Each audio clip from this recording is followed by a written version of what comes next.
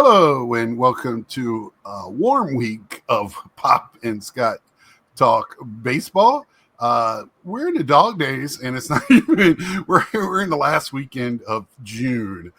We haven't even got to July or August yet, and 100-degree days. Just talking to Dad, watching the Mets game. This is Sunday while we're taping this, and the Mets just look like they're going through the motions right now. Even though we got Montas back pitching. But how are you doing, Dad? You staying cool?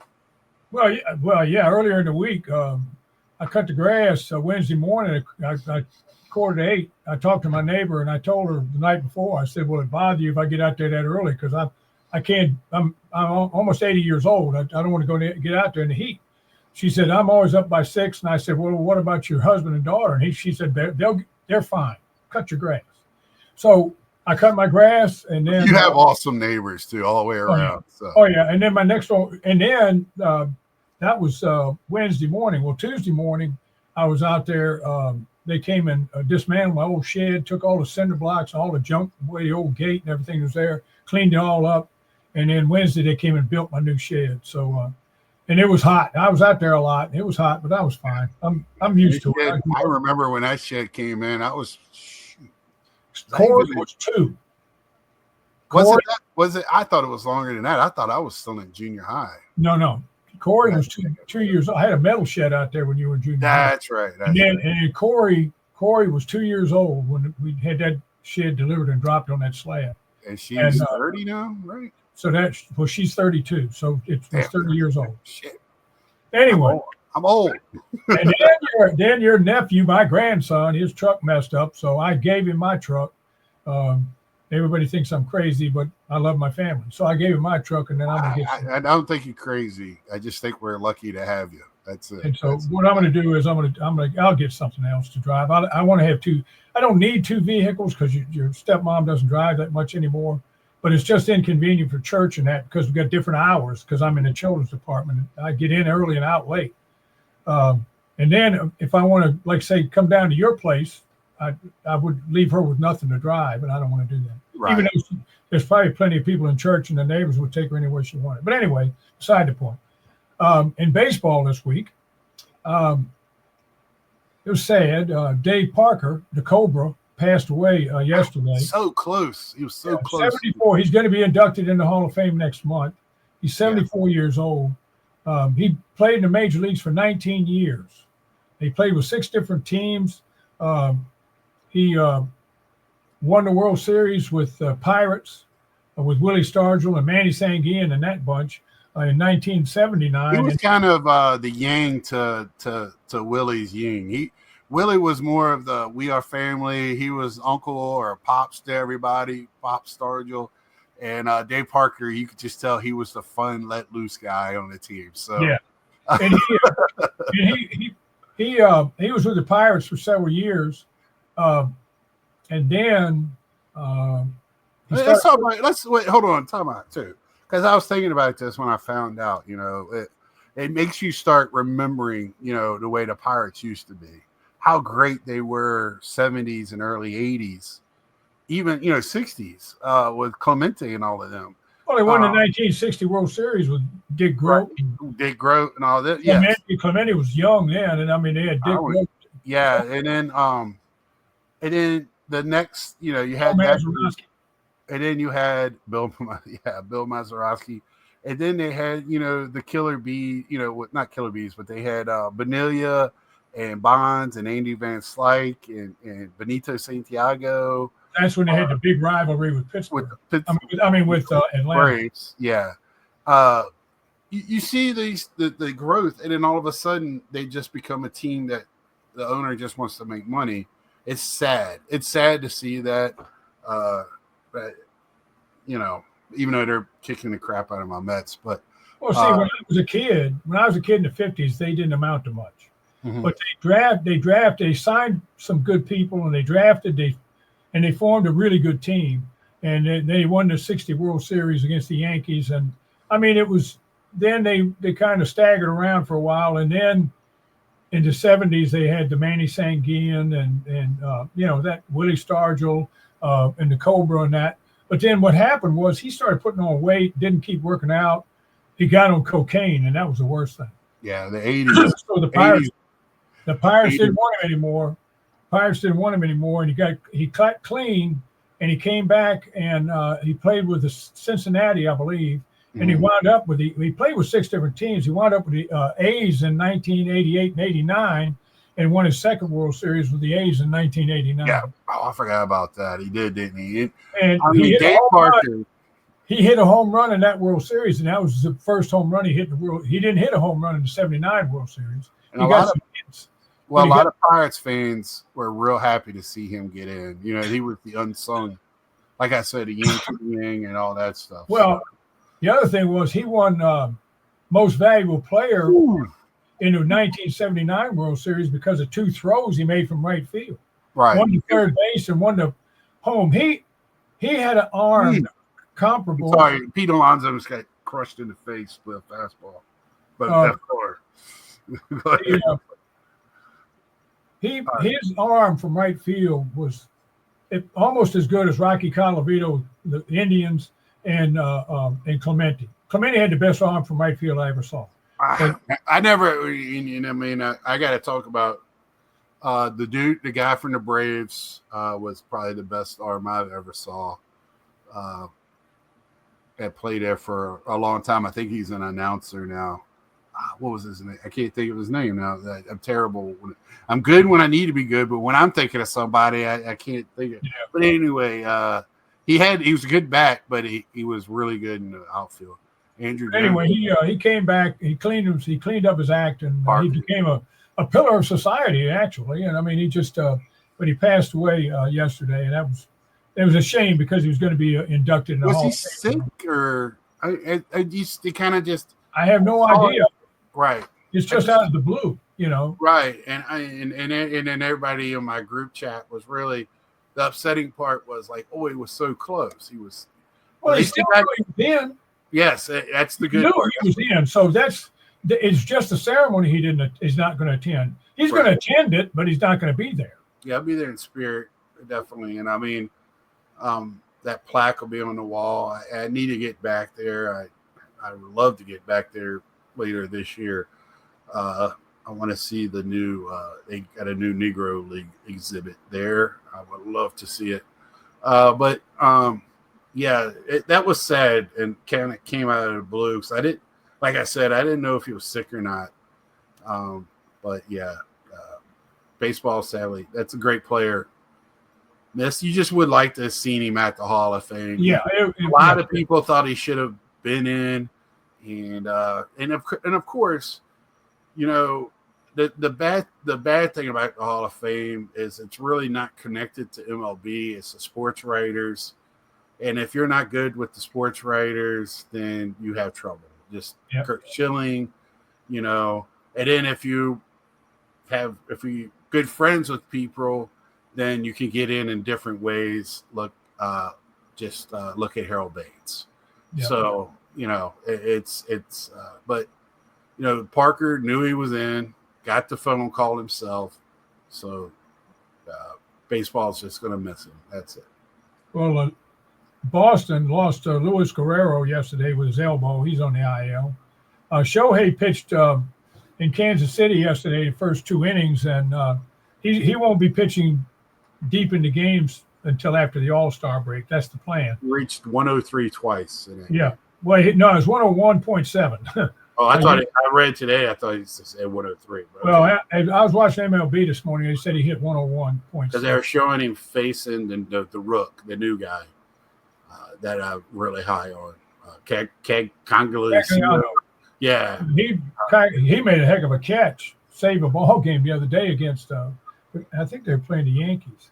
Anyway, the Big Red Machine, Bench and Perez and that bunch and Joe Morgan, they had a celebration for the 50th year of the Big Red Machine.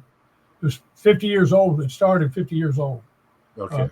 It was 50 years ago that 79 is when it kind of broke up. It was getting near the end. So then they were the Big Red Machine of Philly. Yeah. They celebrated 50 years yesterday in Cincinnati. Right. I remember Parker in 85, in 84, 85 playing with Cincinnati. Yeah. And Jack Eflin, the pitcher used pitch for Miami that the Orioles got at the trade deadline last year. Oh, guess what? He's an O's pitcher, and he went on the he left the game yesterday after the second inning with a lower back strain. And I finally found out something about Wander Franco after all this stuff about the 14-year-old girl. The prosecutors in the Dominican Republic wanted him to serve 5 years in prison. And at the trial, the judge gave him 2 years suspended sentence. But he's on probation for those 2 years. And if he messes up, he will go to jail for 2 years. Well, for the remainder of the 2 years, that's yeah. And so, and I think the final reasoning that he actually got any trouble was he was caught with a gun, unlicensed gun or something. Yeah, that was not that long ago. Right, and I mean, it's like, it's a different country. Way it sounds was the mom got in more trouble than Wander, because kind of the mom was pimping her daughter. So, from what I read about, well, that whole not the whole family, but part of the family and part of that neighborhood was into that trafficking stuff. Right. So they got different people for that, and they arrested. They tried to blame that on him, but he got out of that part of it. Right. And anyway, poor Arizona. Corbin Carroll's on the IL with a chipped bone in his wrist. So can we go back to the Wander thing real quick? Just pop, because I want some opinions. You've been around a while. This is probably one of the worst things that we've seen in a baseball. Like when children are involved, it trumps everything, right? So, but I haven't heard anything come out as MLB. Is he out for life? I have not heard a definitive. They don't even mention his name. Yeah, I know. As soon as it happened, the Rays took down everything that had Wander on it. Nobody even mentions his name. No, right. I haven't heard his name mentioned. I found this. I had to dig deep online. I didn't see any of this on MLB. I didn't see any of it on ESPN or Fox, the Colin Cowherd show, or any of the little talk shows I look at every once in a while. Nobody's even talking. Nobody's even mentioning his name. Now, when he got to 2 years, when they finally came to something, it was being scrolled on the bottom of those networks, but nobody was saying it. Because the other thing is, and we've been questioning, and we're getting mixed things when we're looking it up, me and some of my friends, because he just signed that contract extension, which is guaranteed money, and we're like, is he still getting paid? I don't know. I don't know. He was arrested for a felony. He's not convicted of it. So I don't know. I don't know when you talk guaranteed money, I don't know what that. I don't know. I mean, is there restrictions? I mean, what's the? Yeah, I don't know. And when you get kicked out of baseball, or I don't know. I see that's the things, and I'm wondering if the reason we're not hearing anything is because they don't want to talk about it until all the T's are crossed and the I's are dotted, and it can come out and say definitively what's going on. Because to me, somebody like that shouldn't be talked about. What should be talked about is protecting children.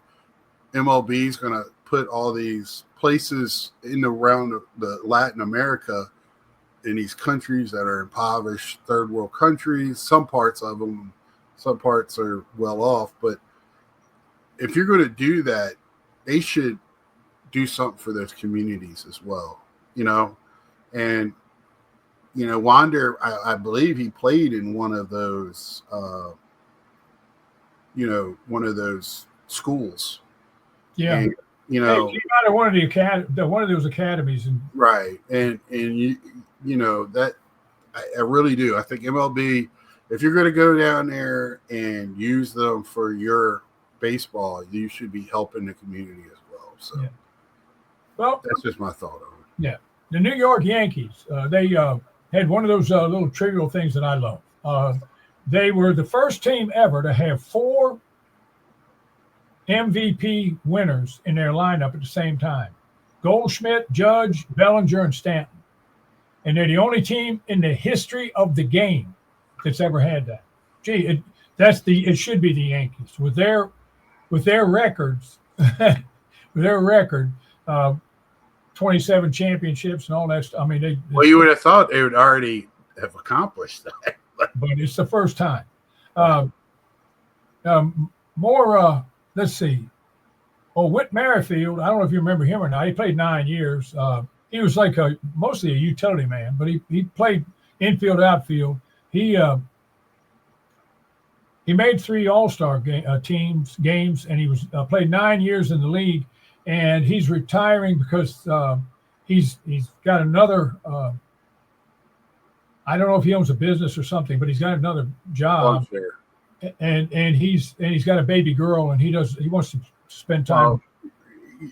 So he played at South Carolina, was on that team when they won the World Series with Jackie Bradley. They came in around the same time. They played together there. He had some really good years, but he never could get over. All-Star games. Right. He was an all-star, but he couldn't get to superstar stat, man, he was such a great addition to some teams, but he couldn't get that every day. Once he got people surpassed him, and great player. He's just they had high hopes. I think nobody thought he was going to be a superstar, but he had a good career. You can't just poo-poo 3 All-Stars. You can't just talk. No, you make 3 All-Star games, you're decent. Yeah, you're good. And if you stuck around for 9 years in the majors, the way these kids play now, you're okay. And the O's got some more bad news this week. Adley Rutschman went on the IL. He has a left oblique problem. You cannot make this stuff up. Now, nobody said this on the ball games because I watch the Orioles and the Washington. I watch the Nationals and the Orioles a lot because that's what I see on MASN. Yeah, I watched a lot of games on MLB. The Orioles, and you know how my mind works. It's strange. Hold on. We're talking about injuries. Here's a thing that just flashed on the board. So, who do you think has the most players currently on IL? Probably the Orioles. No, they're not even in the top 4. Dodgers is the top 4. They're tied. Mets, Boston all have 13 with the Dodgers. Okay. So they have a relief pitcher named Scott Blewett. And he came in the game the other night, and I started laughing. Go blow it. Yeah. And and your stepmom said, "What's so funny?" I said, "Look at the guy's name, Scott Blewett. Tomorrow they're going to say, how did Scott do last night?" "Oh, he blew it." I said, "What a name for a pitcher." I mean, oh, he blew it. Anyway, I had to mention that. Oh, the other thing, the San Francisco Giants are talking about erecting a statue for Barry Bonds in San Francisco, outside the stadium. I think it's a great idea as long as they fill it with juice. They might. Anyway, Detroit was the first team to get to 50 wins. Now, remember when I was talking about their starting pitching not being very good after you got Van Scoobel? Well, the reason they weren't that good that week was because they were playing Tampa. Oh, okay. Now that they're not playing Tampa, they're great. I mean, they really look good. But anyway. Well, I didn't want to question it because you watch a lot more games than I do. And I was like, man, he must be seeing something I'm not seeing. They showed all 3 games, all 3 of those games, either on Fox or on MLB. Mm-hmm. And I watched the majority of all 3 of those games. I mean, it was Detroit and Tampa. Right. Well, Detroit won one game, and the next 2 games they got hammered. And I'm going, what in the world? You got one pitcher. But anyway, they were playing Tampa, and Tampa was red hot at the time. Well, I said it when Tampa was. They don't hit home runs; they just hit. Yeah, they score runs. Talking to Red Sox, they lost pitcher Cutler Crawford to a wrist injury, and that was off the field, and they won't talk about it. I don't know what he did. Maybe he punched a wall. We had another passing also. Diego Segui. He's 87 years old. I mean, he was 87. He pitched 15 years. He pitched for the Red Sox and was the first pitcher to take the mound for the expansion Seattle team. Right. And if I'm not mistaken, that's David Segui's father. I think so. That played with the Orioles. Yeah, I think so. But anyway, he was 87 years old. I watched, they were showing on MLB, they were showing a game, and they cut into this other game, and it was Texas, and DeGrom took a no-hitter into the 8th inning the other night. And they gave up a hit, and they took him out of the game. The Texas Rangers, I can't, there's two teams that have these fairly veteran lineups that just last year and a couple of years ago were killing the ball. And now they can't hit. Texas and Atlanta. They can't hit. And these guys, I mean, the pitchers for Texas will be winning 1-0 and wind up losing 3-1 because they just can't hit. But anyway. Well, DeGrom has been snake bitten with that, with the Mets. Now he's with Texas. It's just I don't know if the hitters feel more relaxed, like they don't have to score as many runs that day when a great pitcher is pitching, because you see that a lot. You see a lot. Well, yeah, and the other thing, Friday night again, I couldn't watch the Orioles play because they didn't even have it on Peacock or anything. It's just for some reason when the Orioles play on Friday night, they're not on MASN anymore. I don't know what's going on there. There might be another local channel. That was a night they were losing to Tampa 6-0 in the second inning and wound up scoring 22 runs. Won 22-10 or something ridiculous. I guess they went for 2 points in the 9th inning. Anyway, Ronald Acuna said he will participate in the home run derby. Here's another big story. The Angels don't have Ron Washington for the rest of the year in the dugout because he's having a health problem. He'll be up in the box with the owner. But he's unable to manage the team. That sucks. Ray Montgomery has taken over the team, and they're still playing well. They got I think they won yesterday, and they're one game over 500. To me, I thought the A's were going to be the surprise team. It's the Angels. Let's see, what else have we got?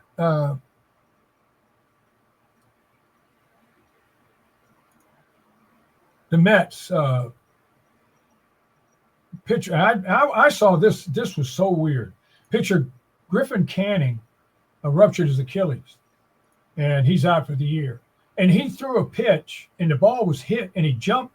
He kind of jumped to the side, and his foot came down funny on the side of the mound, and he ruptured his Achilles. I did a little research, and this is just me, guys. I might be wrong, but I have 6 teams. Check that. 7 teams that I've got out of the running for the playoffs. The Chicago White Sox, even though they're playing a lot better. Colorado, they couldn't beat the Squirrels. The Athletics, Pittsburgh, the Nationals. Miami is now ahead of the Nationals and have won 6 in a row in the Orioles. Those are my 7 teams that have no shot at the playoffs, and that means that they'll be probably sellers at the deadline. Right. Even though it came out in the Baltimore, what is the Baltimore Sun, the newspaper? It came out that players told management they don't want to be traded. They want to be able to come back next year and take another shot at it. So that remains to be seen. And let's see. I think that's pretty much it for the little bit of news I had. I've had a busy week, and this week's going to be busy too. I'm going to get another automobile, and that means I got to call insurance companies and do all this other stuff. But anyway, the standings in the American League, the Yankees are a half game ahead of Tampa, and 3 games up on the Blue Jays. Detroit has a 10.5 game lead on Cleveland, and Cleveland lost yesterday. So now every team in that division but Detroit has a losing record. And that's the division we thought was going to be the most competitive. But anyway, it's not now. Well, it looks like the every division is going to be playing for second place, but go ahead. Yeah. And in Houston, in the American League West, Houston has a 6.5 game lead on Seattle. And Texas is like 7 or 8 back. But they'll play well for 2 or 3 games, and then they stop hitting again. In the National League, the Phillies are up by half a game over the Mets. It seems like one week to the other, they trade places. The Cubs are up by 2 over Milwaukee, and I think 3.5 over the Cardinals. Milwaukee, like Tampa, have a tremendous front office, and they're always competitive. Excuse me. I mean, I've had this cough for 3.5 weeks, can't get rid of it. Anyway, the scary team in baseball, the team that I said I didn't think was going to win the National League, is the Los Angeles Dodgers. They're 6 games up on the Padres and 6.5 up on San Francisco. And they were just 1 game up like a week ago. That was it. They played both of those teams and just what makes them scary is 2 weeks ago. Yeah. What makes them scary is they're 6.5 up now. If they play 500 baseball until the middle of August, and they get Glasnow back, and they get is it Yamamoto or one of the young Japanese kid? I think Yamamoto's there. It's the young kid. They get him back, and then they get the old Cy Young winner back. They've already got Kershaw back, and he's pitching well. So if they get those 3 guys back in the end of August, September, look out, because that's where you got the Dodgers is their pitching, and they're still winning games because they can hit so well. I mean, it's just I didn't look to see how many teams are out of the playoffs. It's too early for that. Yeah, that's too early. That's why I had my prediction of the 7 teams that I believe don't have a chance. Right. The running at this early date, I think they're out of the running. I can't see any of them, even though the White Sox are playing better, and Miami is too. Miami's won 6 games in a row. But I just can't see them climbing that high now because the Phillies and Mets are so far ahead of Miami, and the White Sox are in the same division with the Tigers. Right. So in the National League, it looks like the American League East might have every team in the playoffs, but whoever wins the other division. I was looking at that today. It's spread out. I think it looked like everybody's going to have their top 2 teams. Is the way it kind of looks like. But I don't know about. I don't think so because in the American League Central, everybody has a losing record, but Detroit. So they might. Both Toronto and Tampa have winning records behind the Yankees. Right. Boston is 1 game under 500, or they're right at 500, and then of course the Orioles happens. So, I want to touch on one thing this week that really, really upset me. It's very upsetting, and this is the type of thing that I was going to talk about at the beginning. So if you're okay with it, I wanted you to log off my channel, unsubscribe, run away from me as far as you can. But what happened in Chicago White Sox game against Arizona? I thought it was Detroit. No, Chicago. Chicago. Okay. Chicago White Sox with Ketel Marte. The person that yelled whatever they yelled about Marte's mother, which passed away in 2017. So this guy had to do research on this guy to say some people. He said all I told him was to tell your mom hi for me or something like that. Well, that's implying you're going to die. Right. Yeah. So that could be if that's what he said, it could be a threat. That's a threat. But so the player did get thrown out. The coach made sure, or not the player, the fan got thrown out. If you know the coach, the fans around the guy pointed him out. The coach pointed to security. Security took him out, and MLB. He is not allowed at an MLB game for the rest of his life. Yep, I saw that. So there is lines. I have been vocal at games. I probably have said things probably I've regretted, but I never would have said anything. I hope that kid's mom sees this and puts him over her knee and gives him the whipping he should have got 20 years ago. There's no no sense in this. It's bad enough when I watch Little League games and parents are fighting and umpires and parents and coaches. And we've gotten crazy in this country with competition instead of learning how to play sports correctly. Competition comes later, and this guy crossed a line easily. If you're in Chicago and all the fans around you point you out, you cross the line. And it's sad. And I thank Dad for teaching me the right way, and that's what makes me upset about this is somebody's parent failed that young man, because there's no reason for that. I hope it's not linked to things going on in this country, to people with last names like Marte, and so. Well, our nation is so.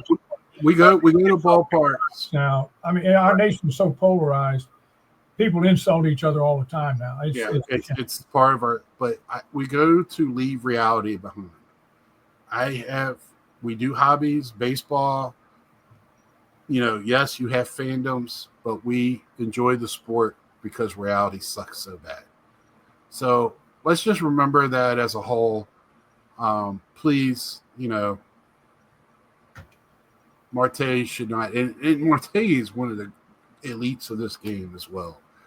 And it upset him so much he cried on the field.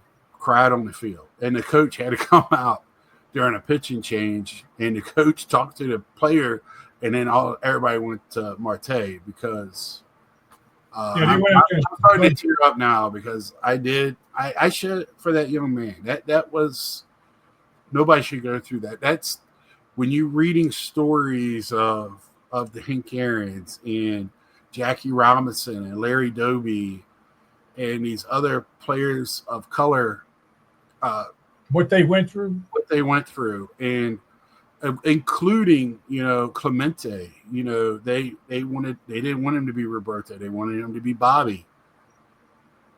Yeah, they called him Bob Clemente for a long time. Until it became Roberto, and then Roberto was too big to be not called Roberto. They have enough going on. So, I'm glad Ketel could play, Marte,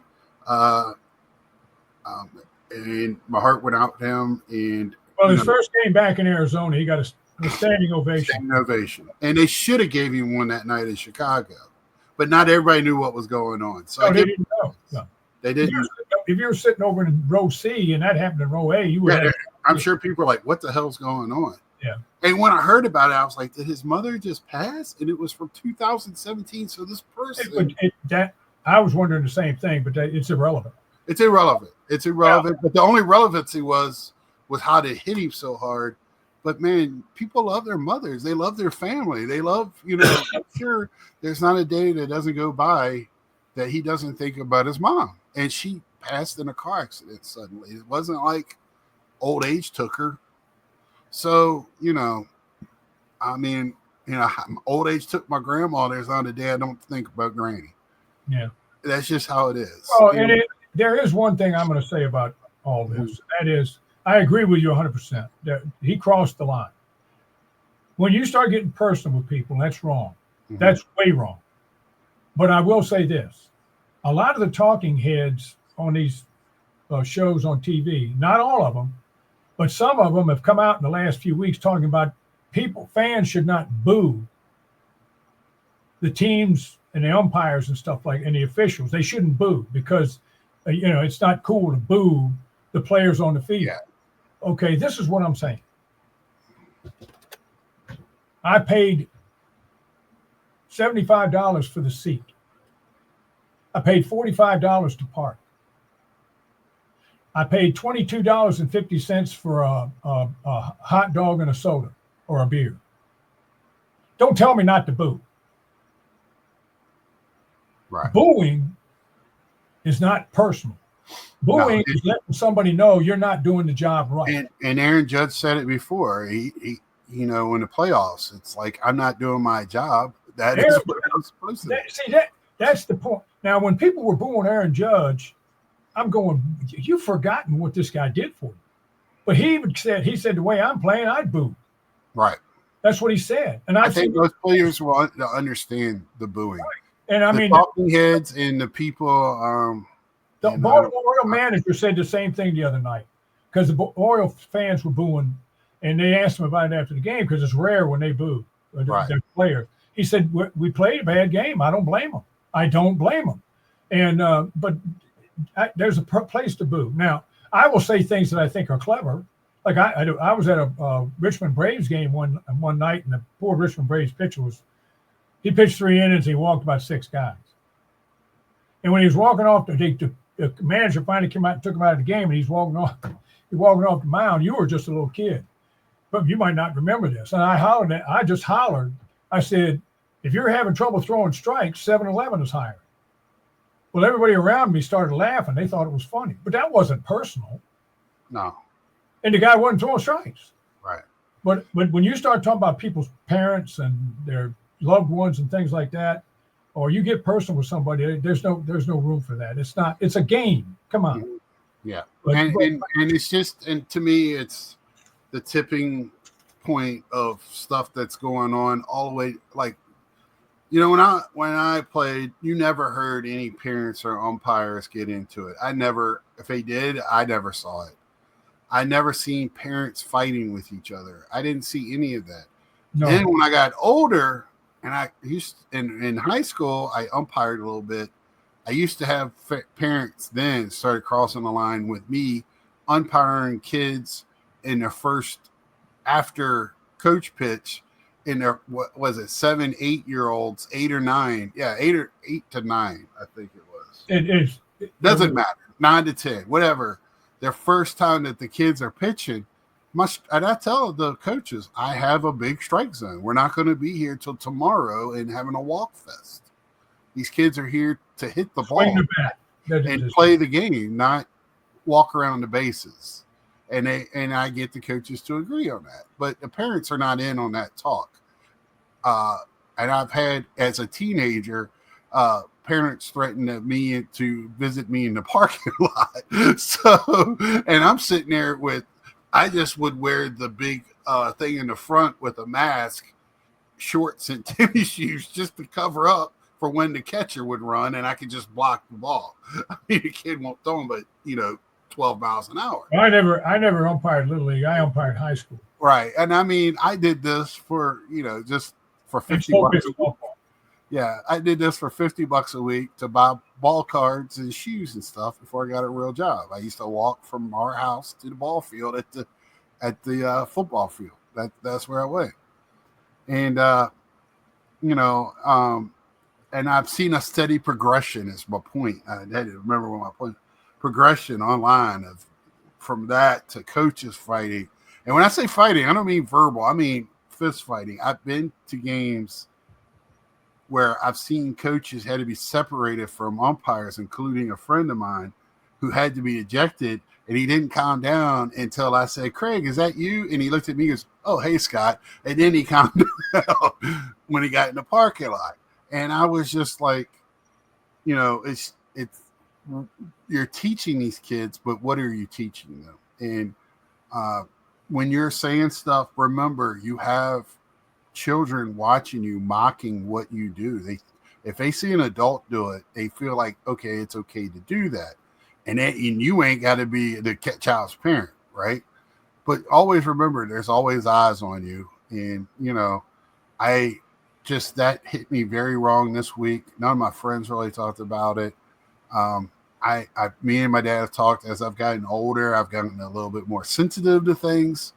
And it just hit me the wrong way. And that's not what baseball is. Baseball is supposed to be the leader of society, not follow society. They were one of the first to allow people of color.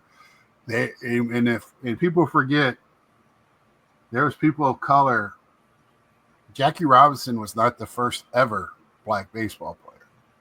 He was just the one that broke the color barrier after they kicked him out in the early 1900s. Yes, he He was the first black player in Major League Baseball, not back. No, in Major League Baseball they had black players before. Back in the early 1900s, and right? When it was, when it was like the American Association. Right. Yeah. So, and our boy Camp Anson was one of the ones that pushed to have people of color out. Tell your friends I didn't see any of them play. Yeah. So, but I'm sitting here going, come on, let's be over this. Let's, that was like too far, bridge too far there. So yeah, I just want to leave you on that. I know it's a downer leaving you on. I got a yogiism today. Okay, go ahead. Yeah, I can't even explain this one. I don't think he can either. He said this is one of his things when he tells people how to coach, and that this is one of his things about coaching.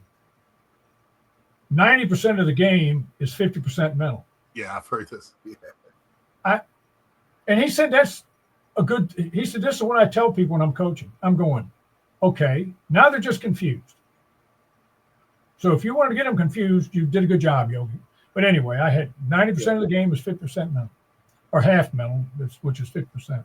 Right. But that's I've heard he's a trick, man. He is a trick. That's right. Well, we're going to leave you on that. Enjoy the game. Stay cool. The Rams won 13 of 19. Have won 13 of 19, so they're coming on. Right. I did see a play. You said that Manny Machado let a ball drop in the infield to get Dela Cruz off the bases. Yeah. Smart baseball. Yeah. Forced him out at second. So they still had a guy at first, but it wasn't. It wasn't Dela Cruz. That's right. But anyway, we're going to leave you all that. Have a good week and subscribe if you haven't, and we will see ya.